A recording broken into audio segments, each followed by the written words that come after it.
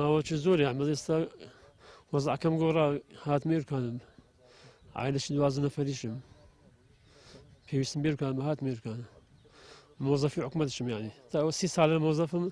حکومەت ئاگەنینە يعني عادەکە شتێک مام بدات يعني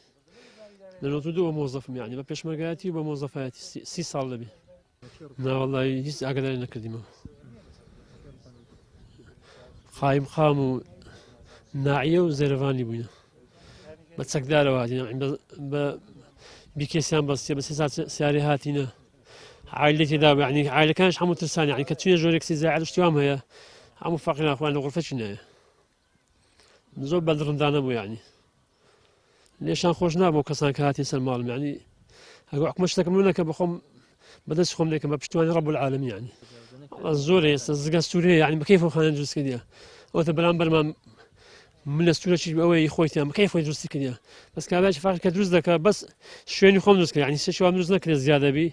ئەوها يعني ئەوە دەکەم دوای سێم کار باشم هەموو شتێکم يعني بەڕسمی شتەکەەوە نەبێ بێ مخالفەم کردیەوە بێ داواکارەوەی حکومەت بێت سەرخەد ئەگەر نێتە سەرخەد شتەکە دەبێتە شتێکی عەشایری يعني ئەملیان خۆش نابێت تعەدایان لێ کردیمە بێزگەری ماڵم مولکم ڕۆیشتیە يعني تعەدای وەشیان کرد يعني هاتین سەر ماڵم خێزانم کچی جارم لە ماڵێ بووە بە دڕندانە هاتینە ژۆری ئەو کەسان دەبی بدرێنە دادگا ئەگەر نەدرێنە دادگا بەخۆم حیسابەکیان دەکەم بە پشتیوانی رب العالمین يعني